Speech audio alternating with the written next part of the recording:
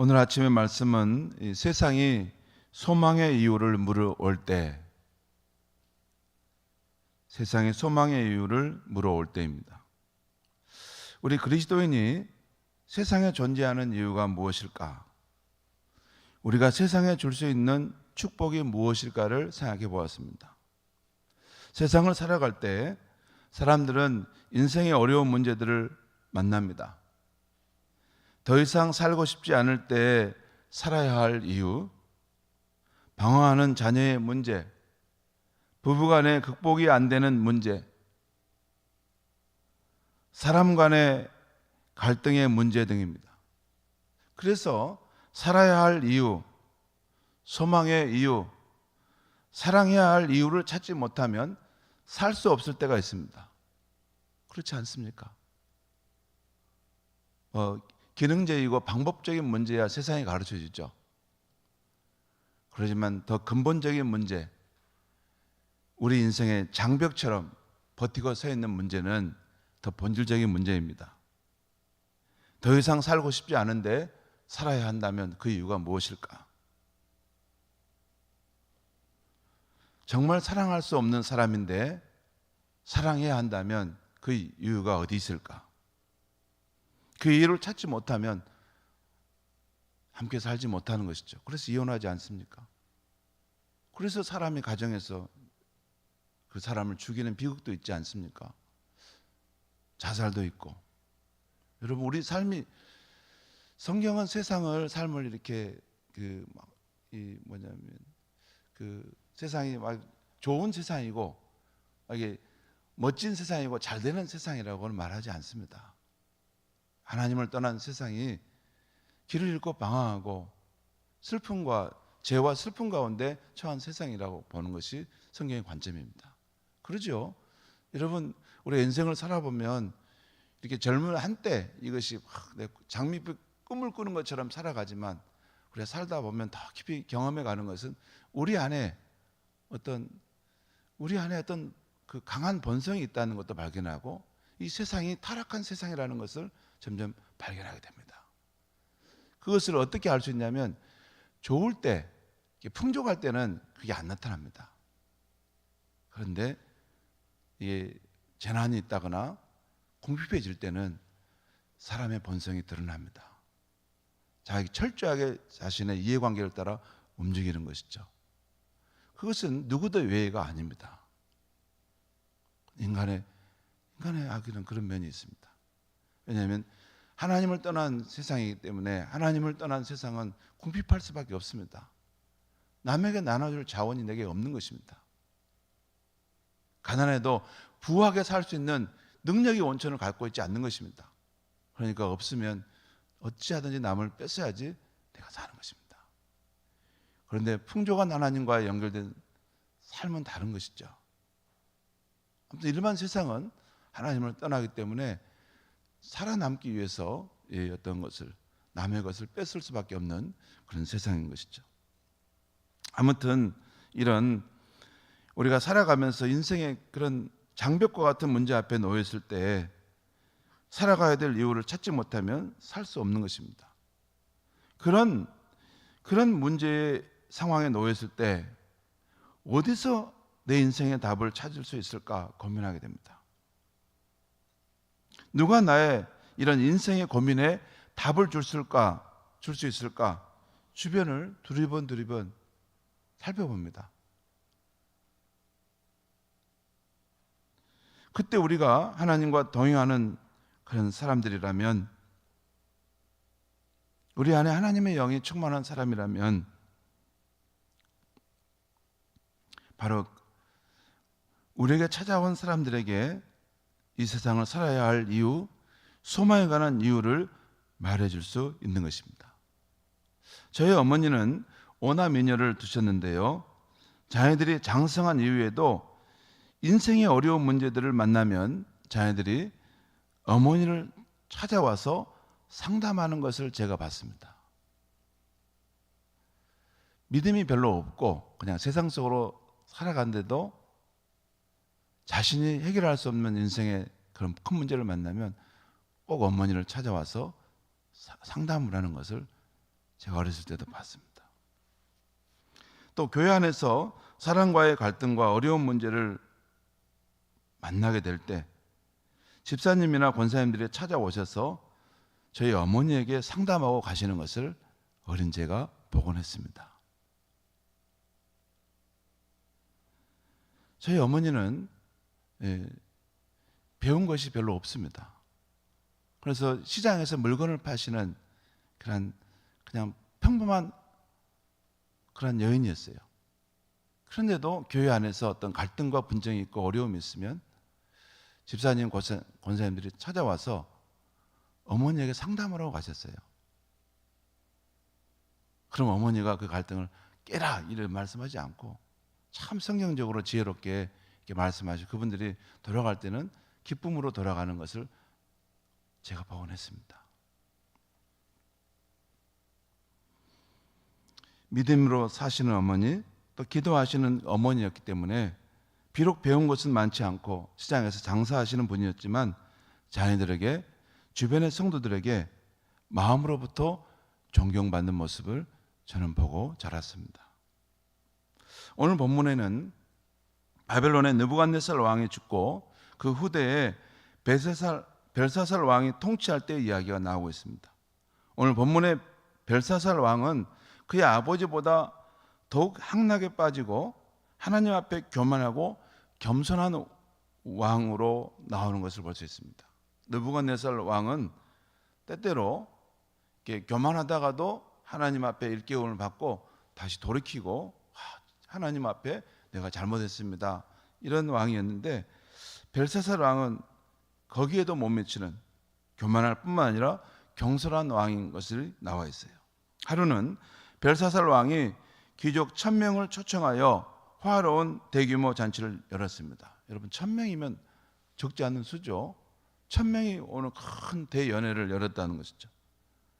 잔치의 여왕이 오르자 왕은 그의 부친 느부갓네살이 예루살렘 성전에서 탈취해온 성전 그릇과 잔을 가져오라고 하고 그 잔들로 귀족들과 함께 술을 따라 마신 것입니다. 그리고 그들의 신을 찬양하는 것이었습니다. 하나님께서 그 모든 것을 보고 계셨습니다. 예루살렘 성전이 무너지고 그 그릇을 탈취받았다고 살아계신 하나님이 이 세상을 통치하지 않는 것은 아니죠. 유대인들이 그 성을 지키지 못했다고 해서 이 우주의 하나님이 세상을 포기하는 것은 아닙니다. 하나님 여전히 역사와 세상의 주인으로서 통치하고 계시는데, 그 당대의 바벨론 왕 벨사살이 도를 넘는 것을 보시고 그를 심판하시기로 하나님 작정하신 것 같습니다. 그때 바로 그런 술의 여왕이 한참 무르익을 때 왕궁 맞은편에 사람의 손가락이 나타나 글씨를 쓰는 것입니다. 메네메네 데겔 우바르신, 내일 아침에 보시면 되겠습니다. 근데 왕이 술을 먹다가 그 손가락들이 나와서 글씨를 쓰는 모습을 보면서 두려워 떨게 되었습니다. 그 내용이 오늘 5절과 6절 말씀에 나와 있어요. 제가 읽겠습니다. 5절과 6절. 그때 사람의 손가락들이 나타나서 왕궁 촛대 맞은편 석회벽에 글자를 쓰는데 왕이 그 글자 쓰는 손가락을 본지라. 이에 왕의 즐기던 얼굴빛이 변하고 그 생각이 변민하여 넓적다리 마디가 녹는 듯하고 그의 무릎이 서로 부딪힌지라. 아주 이 다니엘서의 저자의 그 표현이 굉장히 실제적이죠. 그 왕이 그 사람의 손이 나와서 글씨가 쓰여지는 그 기이한 상황을 보면서 갑자기 두려움이 엄습했다는 것입니다. 그리고 얼굴빛이 낯빛처럼 이렇게 아주 어두워지고 그 생각이 번민하고 그 다리에 힘이 쫙 빠지고 그 무릎이 덜덜덜 떨렸다는 것이에요. 그 순간 왕은 크게 소리 지르면서 자기 나라의 주술사와 점쟁이, 지혜자를 다 불러오라고 했습니다. 그리고 저 뜻이 무엇인가 해석해내라 했습니다.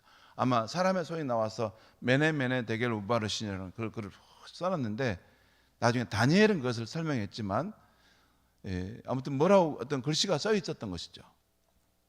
그리고 저 뜻이 무엇인가 해석을 하고 했습니다. 그러나 왕의 지혜자들이 다 동원되었지만 누구도 그 글자를 읽지도 못했고 해석도 하지 못했습니다.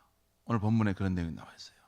그때 왕비가 그 연회에 들어오게 되는데, 문맥상으로 볼 때 이 왕비는 벨사살 왕의 부인이라기보다는 그의 선대의 왕의 그 부인인 것 같습니다. 그러니까 벨사살 왕의 어머니인 것 같아요. 그런데 그 왕비가 그 글씨로 인해 두려워하고 번민하는 왕에게 다니엘을 소개해 주고 있습니다. 그 내용이 11절 12절에 나와 있어요. 제가 읽겠습니다. 11절 12절. 그 왕의 어머니가 지금 해주는 이야기인데 11절 제가 읽겠습니다.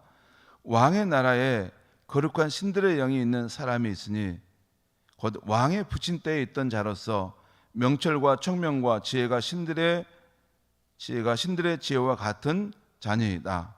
왕의 부친 느부갓네살 왕이 그를 세워 박수와 술객과 갈대아 술사와 점쟁이의 어른을 삼으셨으니, 그러니까 다니엘에 대한 소개인데 이 거룩한 신의 영이 그 다니엘에게 있었다는 것이고, 또한 명철과 청명과 지혜가 마치 그 신적 존재와 같은 만큼 지혜가 많았다는 것이에요. 그래서 느부갓네살 왕이 그 사람을 모든 이런 지혜자들의 어른으로 삼았다는 것이에요. 12절 말씀 읽겠습니다. 왕이 벨드사살이라 이름하는 이 다니엘은 마음이 민첩하고 지식과 총명이 있어 능히 꿈을 해석하며 은밀한 말을 밝히며 의문을 풀 수 있었나이다. 이제 다니엘을 부르소서. 그리하시면 그가 그 해석을 알려드리리이다 하니라. 그리고 오늘 본문의 나머지 내용은 마지막까지 다 간단한 내용인데, 벨사살 왕이 이 조언을 듣고 곧바로 다니엘을 불러서 자신이 겪고 있는 그런 어려운 문제에 대해서 도움을 요청하는 것이 나오고 있습니다. 그리고 해결의 방법은 이제 내일 아침에 다니엘이 그 부분을 자세히 해결해 주는 것을 이 본문에서 내일 아침에 보게 될 것입니다. 오늘 아침은 여기까지죠. 성도 여러분, 우리 예수님은 우리 그리스도인의 삶이 이 세상의 빛이 되고 세상의 소금이 되는 삶이라고 말씀하셨습니다. 그것은 이 세상이 어둡다는 것입니다. 그래서 이 세상의 어두운 길을 안내할 어떤 존재가 있어야 하는데 그 사람이 바로 우리 그리스도인이라는 것입니다. 그렇지 않습니까? 그러니까 세상의 빛이라는 말 아닙니까? 이 세상이 어둡다는 거예요. 길을 찾기 어려울 만큼 어둡고, 사람들은 생명의 길, 진리의 길이 어디 있을까 묻고 찾는다는 것입니다. 그럴 때 우리 그리스도인은 세상에, 이 어두운 세상에 길을 안내하는 빛과 같은 존재라는 것입니다. 그럼 어떻게 우리가 이 어두운 세상에서 길을 찾는 이들에게 도움을 줄 수 있습니까? 도움이 될 수 있습니까? 베드로전서 3장 15절 말씀에 이런 말씀이 있어요. 들어보시면 좋겠습니다. 너희 마음에 그리스도를 주로 삼아 거룩하게 하고 너희 속에 있는 소망에 관한 이유를 묻는 자들에게는 대답할 것을 항상 준비하라. 다시 말씀드립니다. 너희 마음에 그리스도를 주로 삼아 거룩하게 하고 너희 속에 있는 소망에 관한 이유를 묻는 자에게는 대답할 것을 항상 준비하라. 이 말씀을 묵상해 보면 우리가 소망에 관한 이유를 남에게 말하기 전에 그 전 단계가 먼저 있어요. 그 전 단계가 더 중요한데, 먼저는 우리 안에 세상 사람들에게 얻는 참된 소망이 있어야 한다는 것입니다. 세상 사람들이 찾는 소망의 모습이 저와 여러분의 삶에 있어야 한다는 것입니다. 저 사람들은 우리와 다르구나. 저렇게 흔들리는 상황 속에서 저렇게 낙심하고 절망할 수밖에 없는 상황인데도 어떻게 저렇게 소망을 붙들고 저렇게 의연하게 서 있을까? 꿋꿋하게 서 있을까? 저 사람들은 누구야? 하는 모습이 우리 안에 있어야지 우리한테 와서 묻지 않겠습니까? 여러분, 저와 여러분의 삶은 그런 소망으로 충만한 삶입니까? 길을 잃고 방황하는 사람들에게 진리는 여기에 있습니다. 생명은 여기에 있습니다. 참된 사랑은 여기에 있습니다. 하는 것을 보여주는 이정표와 같은 삶을 우리가 삶의 존재가 되고 있습니까?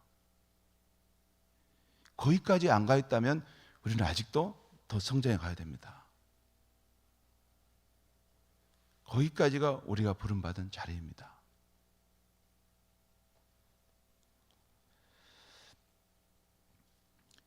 그러면 이 소망으로 충만한 삶은 어떻게 가능합니까? 어두운 세상이고 흔들리는 세상이지만 너희 마음에, 우리 마음에 그리스도를 주로 삼아 거룩하게 살아갈 때 가능하다는 것입니다. 그리스도, 예수 그리스도를 주로 삼아 거룩하게 살아갈 때 가능하다는 거예요. 그 삶은 더 정확하게 말하면 하나님의 말씀과 성령의 인도를 받아 예수 그리스도를 주로 삼아 살아갈 때 가능하다는 것입니다. 예수 그리스도를 주로 삼아 살아간다? 그것은 먼저 하나님의 말씀의 영원성과 성령께서 늘 우리 안에 살아 계시다는 것을 인정하고 믿고 따라갈 때 우리 안에 소망이 넘쳐나는 삶이 나타나는 것입니다. 그렇게 한결같이 푸른 상록수처럼 살아가다 보면 언젠가는 어두운 세상에서 진리의 빛, 소망의 빛이 어디 있을까 찾는 사람들이 저와 여러분을 찾아오게 될 줄 믿습니다. 여러분, 그리스도를 믿고 예수를 믿고 주를 따라가는 삶은 우리가 천국 한번 가는 것이고 이 세상에서는 그냥 대충 어떻게 살다 보면 되는 것이지 그렇지 않습니다. 그것은 성경이 말하는 삶이 아닙니다. 성경이 말하는 삶은 주를 따라가는데 주와 함께 더욱더 아름다운 사람으로, 신앙의 사람으로, 소망의 사람으로 성장해가는 것입니다. 그래서 믿지 않는 세상 사람들이 바라볼 때 저 사람들은 우리와 다르구나, 저 사람 안에 있는 저 소망과 그 생명의 넘침은 어디서부터 나오는 것일까? 그런 우리를 향한 부러움이 있어야 됩니다. 저는 제 인생이 생을 마치는 그 순간까지 계속해서 예수 그리스도를 말씀과 성령의 인도함을 따라 살아감으로 계속해서 소망이 넘쳐나고 진리의 빛이 제 안에 푸르른 상록수처럼 더 빛을 발하는 삶이 되기를 간절히 원합니다. 그것이 제가 예수를 믿는 이유입니다. 목사가 되는 것보다 더 간절한 이유입니다. 그리고 저와 함께하는 성도들이 그런 변치 않는 푸르른 상록수처럼 이 어두운 세상에 진리의 빛을 발하고 소망의 삶을 밝히는 그런 존재가 돼서 길을 잃고 방황하는 사람들이 어디에 소망의 길이 있습니까? 어디에 생명의 길이 있습니까? 어디에 영생의 길이 있습니까? 물어올 때 여기에 있습니다 라고 말하는 사람들이 되었으면 너무나도 좋겠습니다. 기도하겠습니다. 하나님 아버지, 우리가 살아가는 이 세상은 모든 것이 풍족하고 만족한 세상 같지만 주님, 한꺼풀만 그 가죽을 벗기고 그 내면으로 들어가면 죄와 슬픔 가운데 고통받는 세상이 이 세상입니다. 그래서 지금도 많은 사람들이 삶의 목적과 의미를 잃고 좌절하고 낙심하고 또 가정이 깨어지고 이혼하고 또한 자살하는 사람도 있고 삶을 비관하는 사람도 있고 이 세상을 떠나 산속으로 가버리는 사람도 있습니다. 하나님 아버지, 우리를 어두운 가운데서 이 세상의 빛으로 부르신 하나님의 뜻을 알게 하시니 감사합니다. 우리가 하나님의 영원하신 말씀과 영원하신 예수 그리스도 그분을 주로 삼아 살아감으로 우리의 삶이 소망이 날마다 넘치게 하여 주시옵소서. 진리의 빛이 날마다 넘치게 하여 주시옵소서. 생명의 풍성함이 나타나는 삶이 되게 하여 주시옵소서. 예수를 믿는 것이 추상적인 이론과 개념이 아니라 그분이 나와 함께 하시는 인격적인 삶으로 날마다 더욱더 깊어져 가고 실제가 되어져 가는 삶이 되게 하여 주시옵소서. 예수님의 이름으로 기도하옵나이다. 아멘.